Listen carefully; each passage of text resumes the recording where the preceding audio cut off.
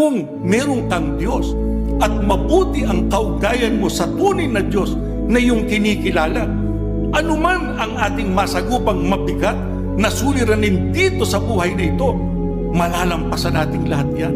Matataig natin ang lahat ng yan. Sapagkat ang sabi ng Biblia, ibibigay ng Diyos ang hangarin ng ating puso. Hindi niya tayo pababayaan. Yan ang ating asahan, mga kapatid.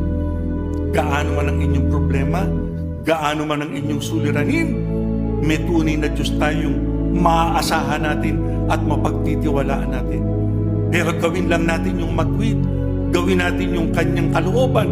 Huwag tayong mamuhay sa pagkakasala para nang sa ganun yung mga pagpapalang kailangan natin, matabo natin sa ating buhay.